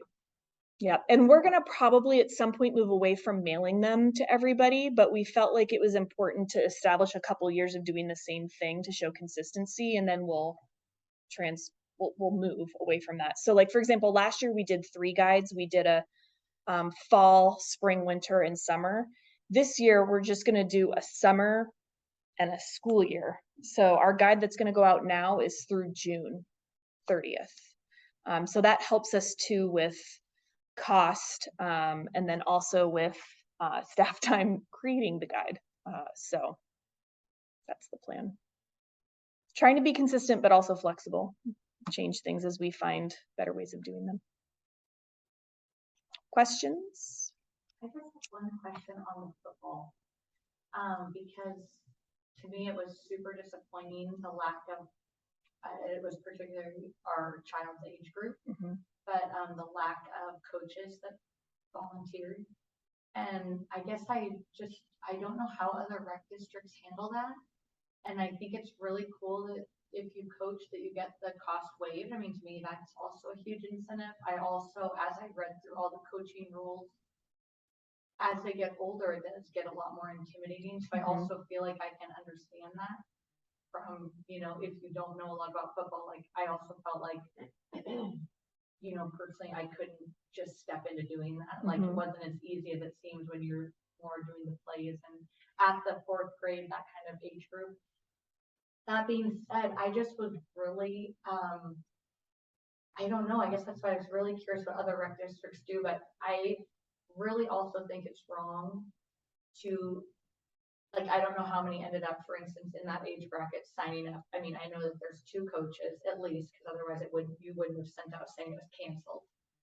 So, but then with that amount of kids, I also don't think it's right that I also don't know if this is even the time to be saying this, but to me, it's part of this whole thing. Like, I think it's so great that all those kids signed up, and then we want to be able to offer those opportunities. But I was like, to have 20 kids on a team and then also expect a coach to have a team of 20-some kids, half those kids, half the time they don't play.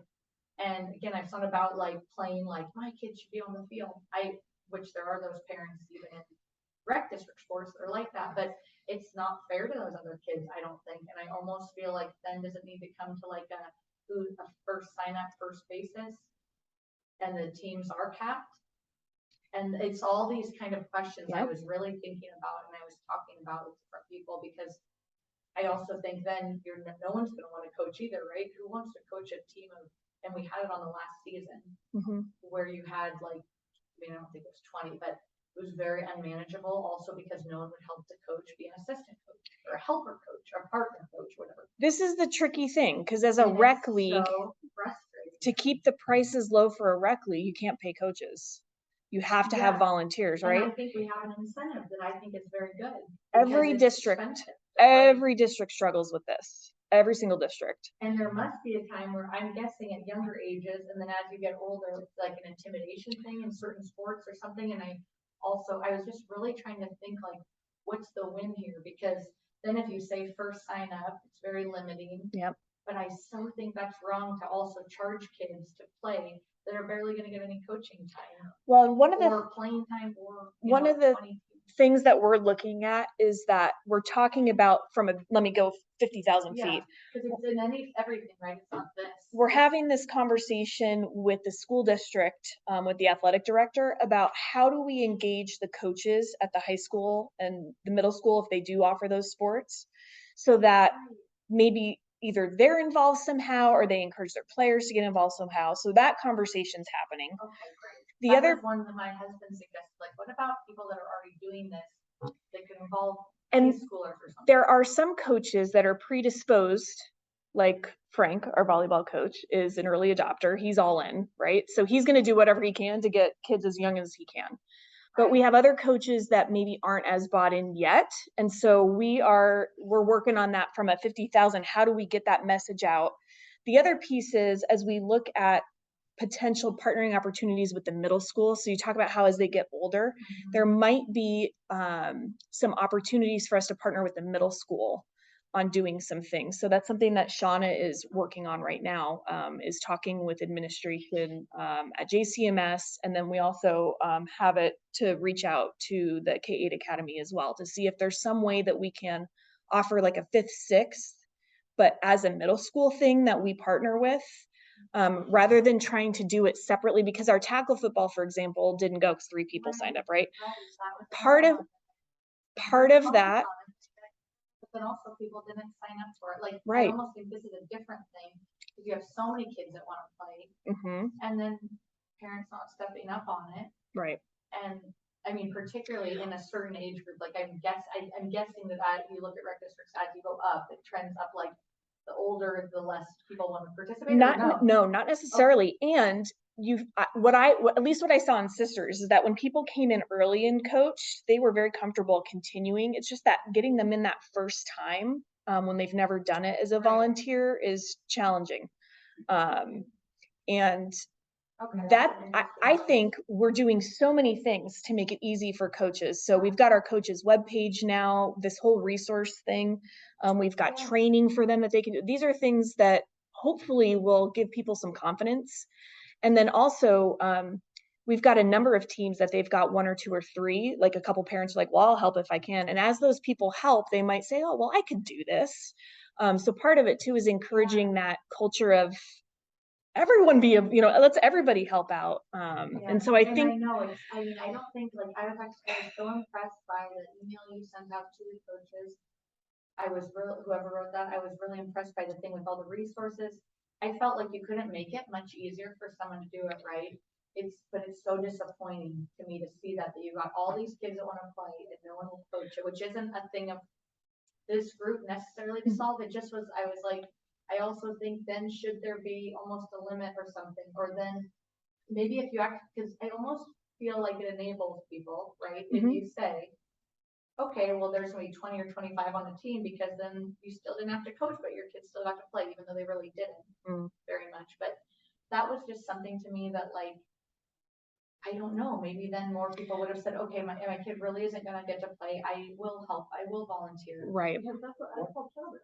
Like, Keenan is gonna freak out, he can't play, and so if I have to try to coach, I don't know. What to do. Like, Because yeah, I of the ball. see, like, this team has done all these things to get that enrollment up, right? And then as a parent, it's just a frustrating, I didn't really see on this, like, any ideas. I mean, that we really, I thought as like a rec district should be doing different. Well, and other than the good news is we've got coaches, because I think that email got people to call and say, oh my gosh, I'm definitely willing to do it. So maybe The- a few more do that age group particularly had the least amount, and First and second grade.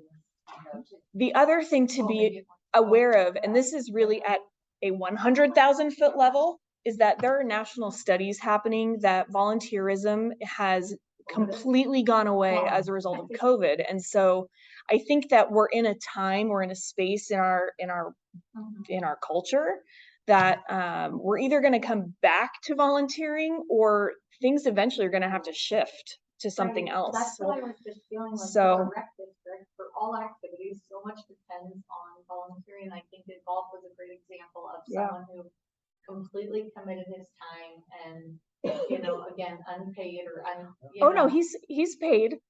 Okay. Our He coach, was- so that's the thing. We charge a little bit more for golf, But he was. and he's a paid program coordinator, so he coordinates the whole program. But he did, I would even think above and beyond, like, he did Yeah, oh, an he does. amazing He's- job of, like, yes. even those things you sent home, Well, on the trainings you can do at home. I was just really impressed by all that. he's another coach that's in it to win it, because he coaches the high school too. So he sees the whole. Yeah.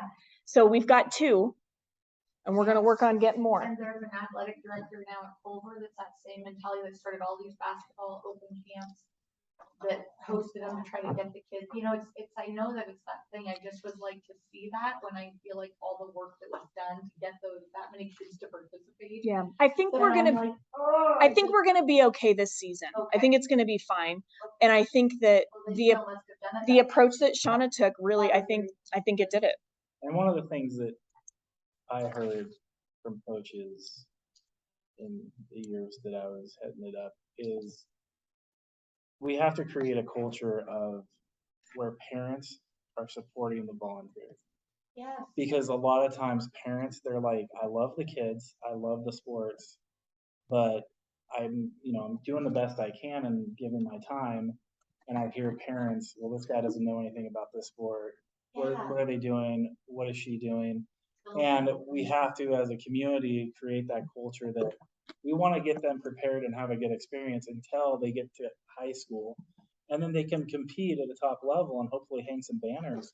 But, I always tell people, well, did you tell them thank you first before you started criticizing them? Because they're giving up a time away. And that, I think, is what a lot of people in the Parks and Rec are finding, that people are saying, it's the Facebook posts, it's the calls late at night, what time, is games. Well, I gave you a schedule. So that's another thing I think as parents too, is encouraging other parents to give them grace and understanding, and that they're doing the best they can, because without them, all of our kids suffer. And that's a change in culture, and that's going to take time, but that's the ultimate goal, where people want to be involved and they want to do it, and they know the community's rallying behind them for better or for worse, but they're doing it, barring anything illegal and something like that. But Sounds like it was resolved. I mean, to me, that even was like very, it's up to you. Yeah. Here's all this part, we've done all this support, and it was very,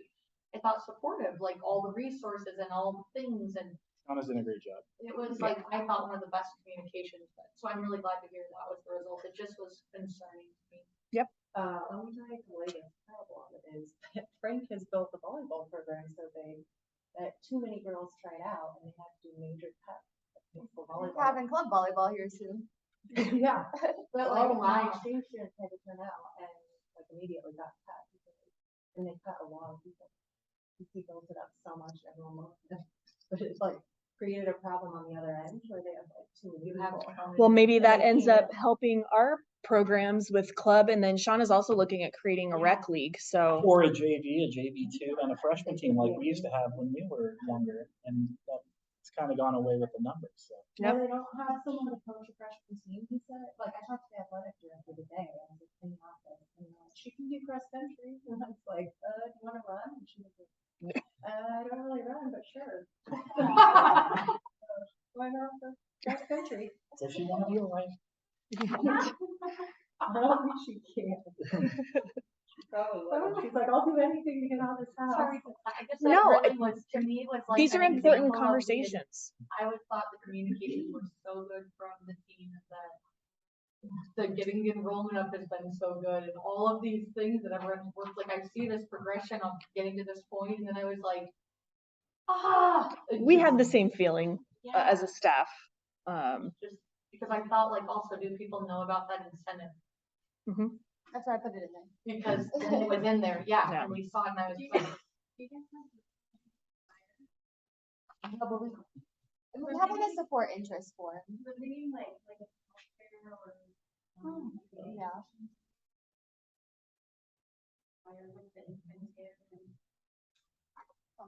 And we will be bringing a policy, a volunteers policy, because doing that incentive is something that we've always done, but it's not a policy. And so we want to create an actual policy of the district that this is what we do.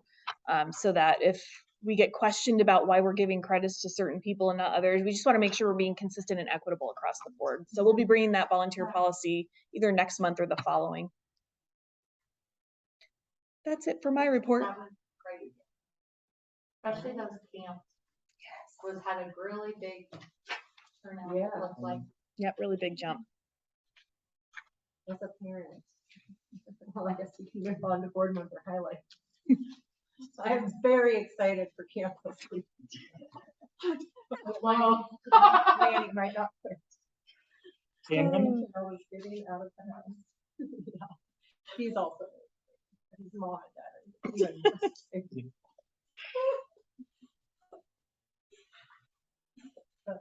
That's your highlight. And football, now, the problem is I shouldn't tell him because then he's like, when does football start? When does football start? When do I get to play football? Every day. it was so cute, I have to say, in the spring, He literally would. I have to say it was cute in the spring. We went down to the truck stop, have breakfast, and Chris, Ren, and Canyon show up, and Canyon it's like 6:30 in the morning. And Canyon has his gear on, ready for his like 10 o'clock game. Like it was awesome, like super excited. Chris is like, yeah, we had to get out of the house. Game days, he It gets was- up extra early and he has his whole uniform laid out and is ready to play at like 6 in the morning. And I'm like, "You're gonna be That's the prepared?" cool stuff to see, because it's like we're making an impact. Yep. It's, it's small, but for like the 323 kids that had camp, like how excited they were. And that's gonna continue to grow. Anyone else have highlights? Planning is continuing for the, Mac Bash. Invitations are gonna go out shortly after Labor Day. Courtney and Jared have not already reached out, he's going to be shortly to, confirm the.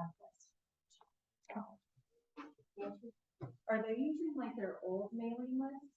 that They have apparently forever? they They're reviewed- gonna add to it? Yeah, they reviewed, made some updates, and we're gonna confirm everything with Courtney and find out who they're missing, if they're missing anybody, but as of right now, they feel pretty good about where they are, that they know that they need to go.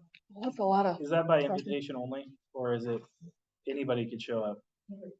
Okay, so you guys are blasting that all over the place. You wanna make that slide? I Yeah. usually invite like my whole office. They're gonna get some-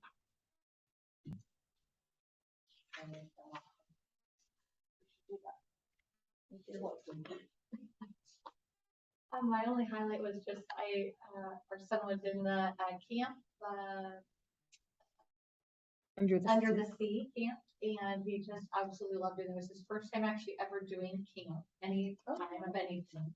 And I felt like he was just such a little nerd walking in. He was like wearing his backpack. I mean, he just like a mega nerd. I was watching him and he was like waving to me this window and this door. And I was like, wow, he's 10 and it's his first camp. Anyway, he was just so excited for it. And he came home every day, like loving it. And he really liked I can't remember his name, but he just really liked him. There was also the helper assistant at golf. Yes. Jacob, yeah.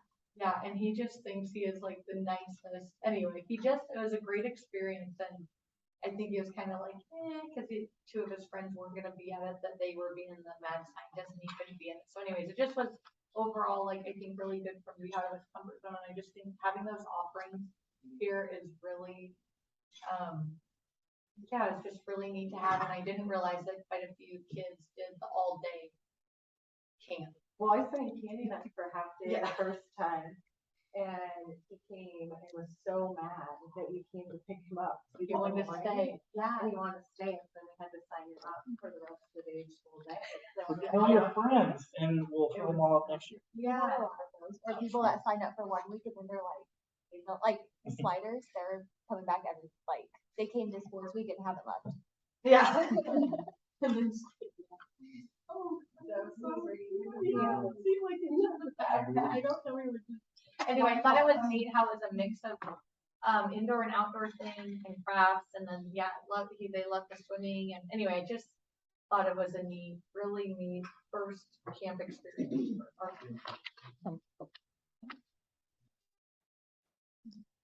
My favorite is with the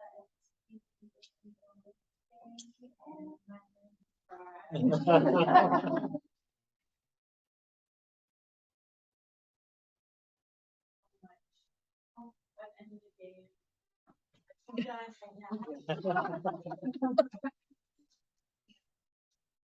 don't know if it's watch them.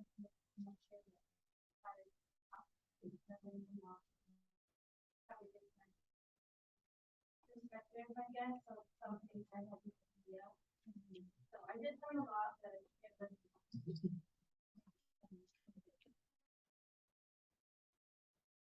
And also something to share too that I was thinking about is Jaleesa reached out to me about a few things. One is we're going to work on getting that Confederate Tribes of Warm Springs flag that we've been trying to figure out who to talk to. So that's exciting. We're going to hang that in there with the American flag and the state of Oregon flag. I know. Oh yeah. Yeah, well, with that, I know. And, I don't know for sure, I don't know if that's true, but I believe that it's part of their house that keeps the flag, they have to ask what I was gonna do. Thank you. Yeah, that'd be awesome. They have the land statement. They're potential to do that. Yes. So we also talked about having the board adopt a resolution recognizing Indigenous Peoples Day. And then also November is Native American Heritage Awareness Month. Is that, why awareness? Sorry. And so we talked about trying to do some sort of event or something. And I was thinking that would be a good time maybe to incorporate that land statement with our agenda. And I know that the school board has one that is used when meeting on the reservation. So I don't know if it would be different if meeting here, but that's something that we can talk about and figure out. But I was really excited and sort of energized because we've been talking about trying to get a flag and doing all these things. And so I wanted to share that with the board as well. Yeah. Yeah. Oh. And you know, I went big. Yeah. Why not? What is that you're asking for, a land statement? I don't think, I'm not. It's familiar. It's a land acknowledgement, recognizing and sort of acknowledging the folks who originally were part of this land. Okay. I just never heard of that here on the land. It's to me, whenever I hear one read, it's moving to me. It's like, it's almost spiritual. I didn't know what it was. I feel like they're fairly new. And it's kind of also like a deep subject too, which is a lot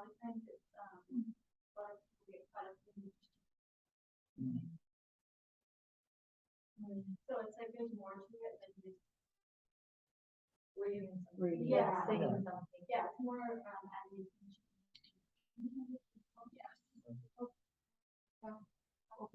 It gives me, because I just, anyway. Or if we get a little one. for in Oh, I here. was also, yes, The mini for one. this. A big one.